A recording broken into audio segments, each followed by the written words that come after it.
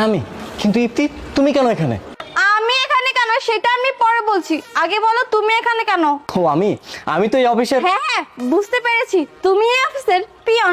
আর পিয়নের ছেলে পিয়নই হবে, এটাই তো স্বাভাবিক, তাই না?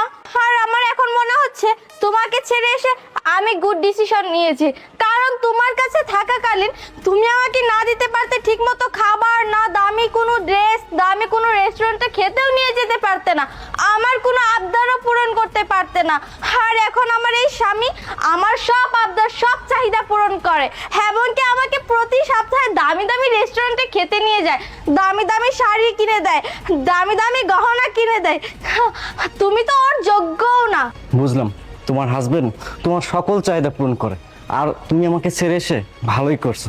বাই দ্য ওয়ে, তুমি কিন্তু বললে না তুমি এখানে কি করতেছো? ও আমি এখানে কেন? আমার স্বামী এই অফিসের ম্যানেজার, সো আমার স্বামীর সাথে আমি দেখা করতে এসেছি। আর তাছাড়া আমার স্বামীর এই অফিসের এমডির সাথে ভালো সম্পর্ক আছে, তুমি যদি চাও আমার স্বামীকে বলে তোমাকে ভালো পোস্টে চাকরি নিয়ে দিব, আর পিয়নের কাজ করতে হবে না। সবই বুঝলাম। আচ্ছা আমাকে একটা কথা বলো তো, তোমার হাজবেন্ডের নামটা কি? আমার হাজবেন্ডের নাম আশিক। আশিক তোমার হাজবেন্ড? হ্যাঁ, এই মুখ সামলে কথা বলবে। সিনিয়রদেরকে কিভাবে সম্মান করতে হয় সেটা কি তুমি জানো না? এখন থেকে তুমি আমার স্বামীকে আশিক স্যার বলে ডাকবে, বুঝেছো? সরি ইফতি, আমার ভুল হয়েছে, এখন থেকে আশিক স্যারকে। আরে ইফতি, তুমি এখানে কি করতেছো?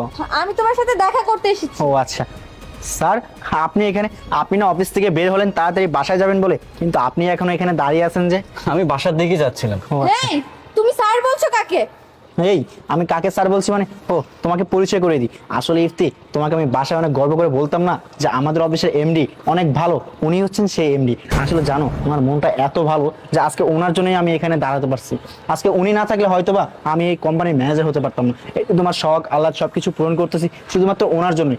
জানো ইফতি, একসময় আমি বেকার হয়ে রাস্তায় ঘুরতেছিলাম শুধুমাত্র একটা চাকরি খোঁজার জন্য, আর একটা চাকরি খুঁজতে খুঁজতে আমি আমার জুতার তলা পর্যন্ত ক্ষয় করে ফেলছি।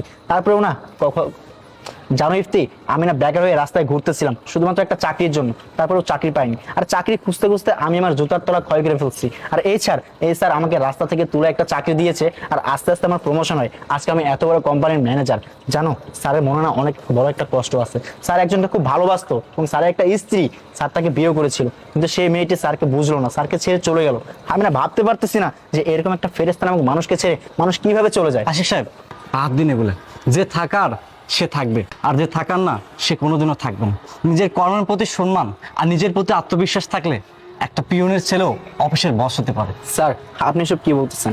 একটা পিএনের ছেলে বা একটা মুক্তির ছেলে সে কি কখনো বড় অফিসার হতে পারে না? একটা অফিসের এমডি হতে পারে না? সব থেকে বড় কথা হচ্ছে একটা মানুষ যখন এক বড় হয়ে মানুষের মতো মানুষ হয়, সেটাই তার জীবনের সব থেকে বড় সফলতা। এগুলো হচ্ছে আবেগের কথা, আবেগ দিয়ে কখনো জীবন চলে না। জানেন আশিক সাহেব, আমি আমার স্ত্রীকে অনেক ভালোবাসতাম, আমি তাকে এতটাই ভালোবাসতাম, সে যদি চাইতো আমি হাসতে হাসতে আমি আমার লাইফটা তার হাতে তুলে দিতাম। আমরা প্রেম করে বিয়ে করেছি, বিয়েও করলাম, সুখের সংসারও করতেছিলাম। বেশ কিছুদিন পর আমার স্ত্রীর বিহেভ চেঞ্জ হতে শুরু করলো। সে আমাকে বারবার বলতো, আশরাফ আমি ভালো ভালো রেস্টুরেন্টে খেতে চাই, ভালো ভালো ড্রেস চাই, দামি দামি গিফট চাই, কিন্তু এগুলো আমি তাকে দিতে পারিনি, কারণ আমি একজন বেকার ছিলাম, তাছাড়া আমার বাবা একজন পিয়ন ছিল। আমি আমার স্ত্রীর সমস্ত সকালাত পূরণ করতে পারি নাই। এই জন্য শুধুমাত্র এই একটা কারণে আমার স্ত্রী আমাকে ছেড়ে চলে আসে। তখন আমি না অনেক একাকী হয়ে যাই, আমার ঘুম হতো না। আমি সবসময় আল্লাহর কাছে কেঁদে আল্লাহকে বলতাম, আল্লাহ যাকে আমি এত এত ভালোবাসি, যার জন্য এত কিছু করেছি, সেই মানুষটাই আমাকে ছেড়ে চলে গেল। আল্লাহ তুমি আমাকে প্রতিষ্ঠিত বানিয়ে দাও। আল্লাহর রহমতে আমি দিনের পর দিন, মাসের পর মাস মাথার ঘাম পায়ে ফেলে শরীর রক্ত পানি করে পরিশ্রম করতে শুরু করলাম, এবং আল্লাহর রহমতে আমি একটা কোম্পানি দিয়েছি, কোম্পানির এমডি হয়েছে, আমার গাড়ি বাড়ি টাকা পয়সা ব্যাংক ব্যালেন্স সব কিছু হয়েছে, কিন্তু আমার স্ত্রী আমার নাই। যাকে আমি এত ভালোবাসতাম, বিশ্বাস করতাম, সেই মানুষটাই আমাকে ফাঁকি দিয়ে আমাকে ছেড়ে চলে গেল। এখন আমি বুঝতে পেরেছি সে আসলে আমাকে কখনোই ভালোবাসে না, সে আমার বিশ্বাস নিয়ে খেলেছে, আমার ভালোবাসা ভেঙে দিয়েছে। আশিক সাহেব, আমি আমার স্ত্রীকে ভালোবাসি, সারা জীবন আমি তাকে ভালোবেসে যাব, তার জন্য আমি কষ্ট পাবো আশিক, কিন্তু কাঁদবো না। কেন কাঁদবো না জানেন? কারণ সে একজন বেঈমান, সে একজন ধোঁকাবাজ, সে একজন প্রতারক। সে প্রতারক আমাকে ছেড়ে এসে ভালোই করেছে। আর প্রতারক যদি আমাকে ছেড়ে না চলে আসতো, আমি আমার লাইফটা গোছাতে পারতাম না। আমি জানতাম না বাস্তবতা কত কঠিন। এখন আমার অর্থবিত্ত, নাম, যশ, খ্যাতি সব হয়েছে। স্যার আমি বুঝতে পেরেছি। আসলে স্যার আপনি ওই কাল নাগিনীর জন্য আর কান্না করবেন না। আপনি শুধু শুধু কেন আপনার চোখের পানি ফেলবেন বলেন? আসলে ওই মেয়েটি আপনার জীবন থেকে চলে যাওয়াতে অনেক ভালো হয়েছে।